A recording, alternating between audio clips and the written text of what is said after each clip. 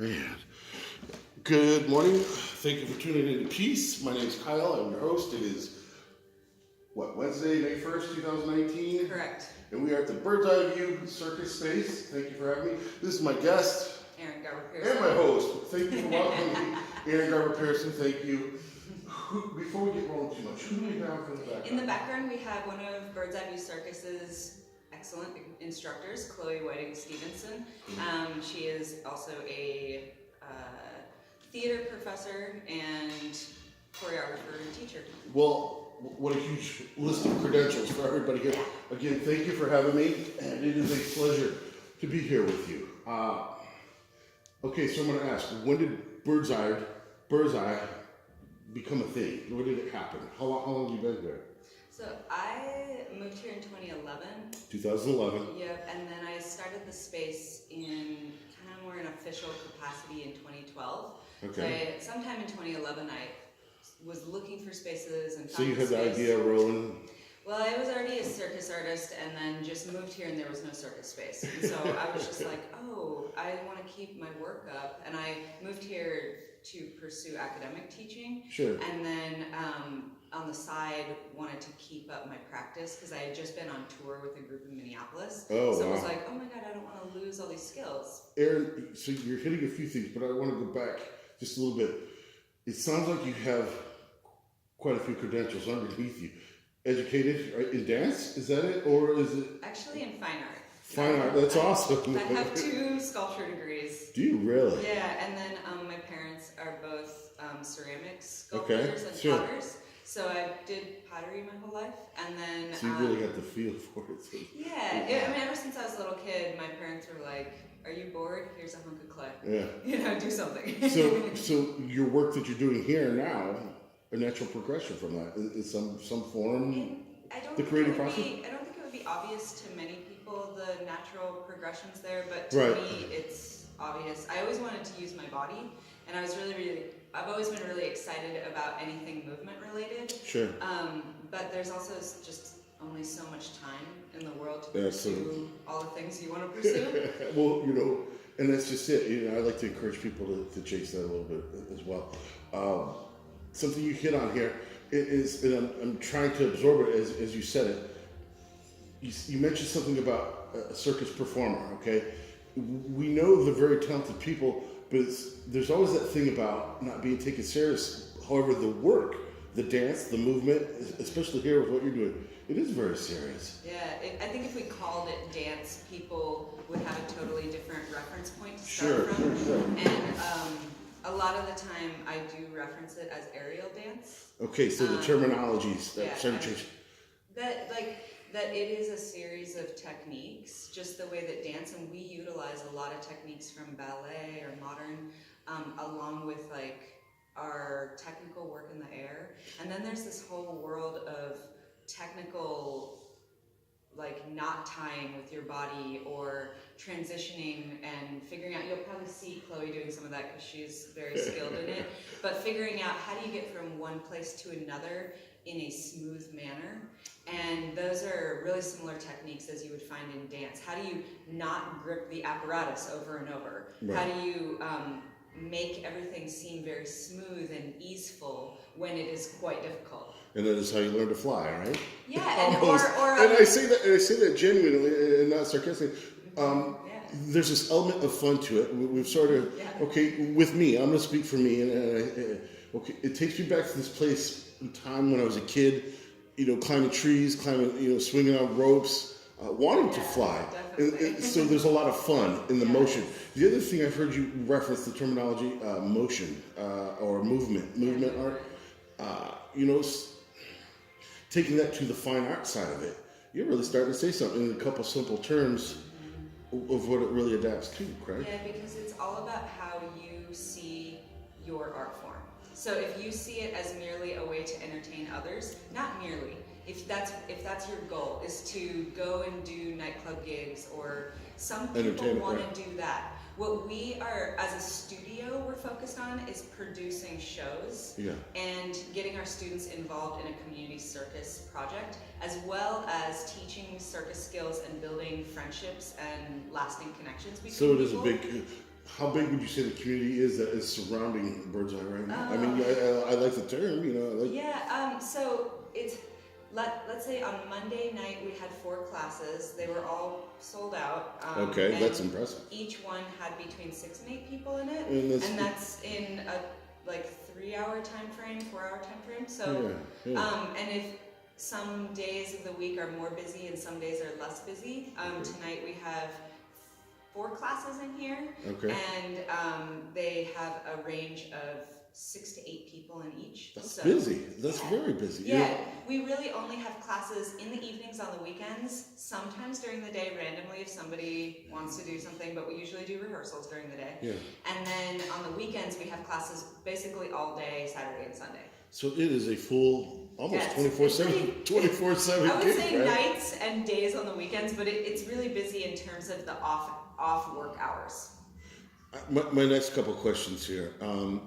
Is there any projects that you've done recently or in the past that you're sort of elated I mean, I'm sure you're proud of all your work, but is there something standing out in your history or recent or something common that you kind of can share about it? Or is there any proteges, is there any students that are kind of peeking out that, hey, we need to kind of pay attention to what's going on here?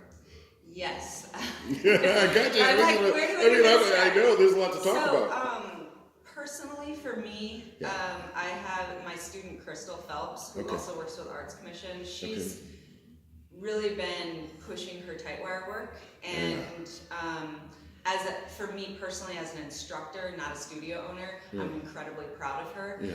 We always have a number of people who are pushing their own performance, Chloe being one of them. Charles Miller, who's about to come in here, he is performing with me this Friday at the Mix. Where's the Mix at? Help me out. That is at Toledo Spirits on...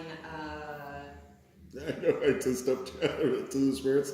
Isn't that down on Summit? Yes, it's on Summit. Okay. I haven't been in there yet. Maybe we'll have to. Yeah, it's a new venue and it is awesome. Is it really? Yeah, I would highly recommend jumping over there. I think they officially opened now or recently, but it's amazing and their drinks are really good and it's just a fun venue. And the way that the Arts Commission has this event set up is also really interesting. And it's got a 20s prohibition era, so it's gonna just be classy and sassy. And then so we also have another performer coming down from Detroit for that event, named Doug Chanel. He goes by Fleck Mindscape. And he is a really well-known performer in Detroit, and he is also doing duo wire with me in addition to walk around juggling. Let me ask you this. Somebody like me, there was a time in my life pretty athletic, pretty busy, but I'm old and all that shit now. Anybody to walk in here as a novice, never doing it before, could you take them right from the bottom? Yes. Right from ground level all the way to the... Really? Everyone, yeah. That is impressive. We have students that range in age from 8 years old to mid-50s right now, and we've had students in their 60s. I'm not sure if we've had older, but I think we have. But I would say, if you are an older person and you want to come in, you might want to make a private lesson with a few friends, because then we can go at a slightly slower pace. The average age in our adult classes is between 18 and 40, but impressive. We definitely have people who are older. And last night I was in a class myself here, and there were a few people in their 20s, and then the majority of the class was in their 30s, 40s, and 50s, and they were amazing, and I was trying to keep up. But those people have been working at it for a while. And then learning some technique and some proper, The nice thing about aerial is that it is very low impact versus gymnastics when you're coming down on your feet all the time. That's why gymnasts tend to have a short but very intense lifespan early on. And in aerial, you can keep working at it for a really long time. Not to say you won't have injuries. Those are a natural part of working with your body, but there's not a lot of impact with aerial. Bounce a whole bunch. Yeah, you do bounce, but you don't come down hard on the floor. So being on the trapeze, for instance, the bar is the hardest part that you land on. And most of the time you're doing poses and dance moves around the bar, so you're never really slamming down on it. And that makes sense. I've studied it a little bit. What's next for Erin, Garber-Pearson, and Bird's Eye View Circus? What's nice? What's next? Oh, what's next? What's next? I mean, it's always this evolving thing, but is there a project? Is there something coming down the line you've had your eye on this week? Or? Yeah, actually, in October, a whole group of us are putting on a show called Echoes They Left Behind Ghost Stories. Okay. And we are soliciting paranormal experiences, real paranormal experiences from people. They can tell their stories to us, and then if we choose their story, we will turn that story into live performance art for our show. That's some pretty tricky interpretation. Well, the great thing about it is it's a paranormal story, right. So a lot of them are kind of loose anyway, right. So it gives us a lot to collaborate with, but sure. We're excited because we want to collaborate with our audience a little more directly, right. And we're hoping to bring in some other Toledo-based artist groups to do one or two stories as well. So that's what we're working on right now. So it's an interpretation, a storytelling through movement. Yes, exactly. That's incredible. Yeah, and the great thing, the thing I'm really proud of with this is that the way that we're structuring it is not just the top performers at Bird's Eye or only the instructors or only the advanced students. Our shows incorporate all levels of our students. Okay. We choreograph, so it'll be the advanced choreographers or teachers that will choreograph each act, and then they choreograph with their students. Right. So the students are in our studio have the opportunity to be involved in this, and this is happening the last weekend of October, October 26th and 27th. So we're a few months out, correct? A few months out, yeah. A few months out, but I hope that anyone that has a paranormal experience that they want to share, you can go on our website and hit share a ghost story.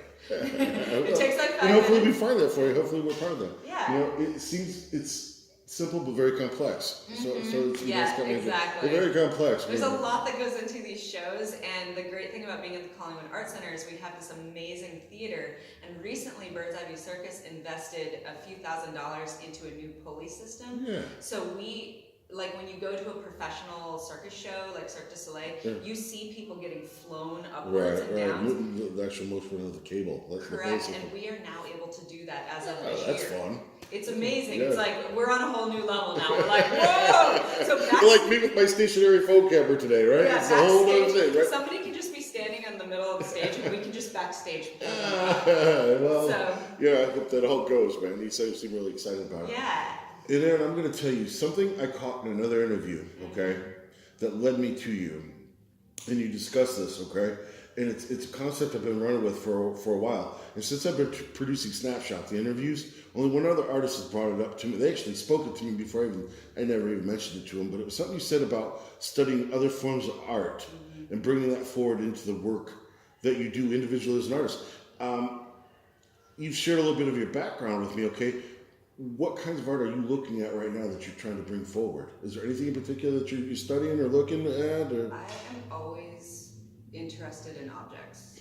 So I'm always researching sculpture and the way that the body can become a sculpture. The human, right? The way that humans interact with objects in space. That is really one of my main interests. But that being said, I just like looking at art in general. Okay. And so I'll look at paper art, prints, music, everything, because you never know. Anything that's well done is worth looking at.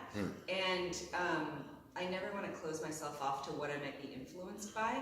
And I think that the more we progress in the art world, the more things are interdisciplinary and conversations are not packed into little boxes. Not anymore. Right. Yeah, and I like that, and I'm on board with that, and have been for many years, that my work has never really fit into one single box, and I'm really interested in the ways to use many different dialogues to say, this is art, this is movement, this is dance. Sure.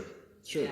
And I appreciate everything you're telling me. I'm actually learning something just here by talking to you about it, and that's the point, I think, So I take sources of inspiration. People call it inspiration, whatever. With me, something I've experienced is, not all art is beautiful, okay? Because I've seen some things that have challenged me to the core. Yes. But then again, like you're saying, I have to go back and ask myself why, why. But, in that respect, does it make you a better artist? I think so. So, Yeah. But listen, I'm going to wind up here pretty quick, and I do appreciate your time. Absolutely. I don't want to go too deep on that, but I love your space. I love the work you're doing. Thank you. Hopefully, I get to get out and see you perform. You know, Yeah. you and your troupe. Is it called a troupe? Is it called a group? We have we're a school. Okay. Bird's Eye View Circus is a circus and performance space school, Right. And then we're also a community project because we're putting these shows together. Okay, so you call it a community project, and I would say not the word troupe, right? Okay. Well, we do have core members of our troupe. Chloe's one of them. Right. Charles, who is not here at the moment. Charles is not. Yeah, he's one of them. We have a number of people in this community that perform in almost all Bird's Eye events. Yeah. However, we have many performers in this community who come in for this event. Yep. That hey, for this event you are a Bird's Eye View Circus performer, and I've brought in performers from all over Michigan. Because we're close to Michigan, and sure. we connect with many Michigan schools and performers, and so and I also go and perform in the name of other troupes. Yeah. Often. Right. And we almost have to, to support it and keep correct. And each event, it allows us to adapt to different events and bring something new to different events to keep things fresh and exciting. Yeah, well, that's awesome. Yeah. Well, listen, this is a wrap on season 1, episode 1, Snapshot. Thank you for being here. Thank you for inviting me, to walk into your lair, your domain. And tell me everything. Have a great weekend, okay? Thank you.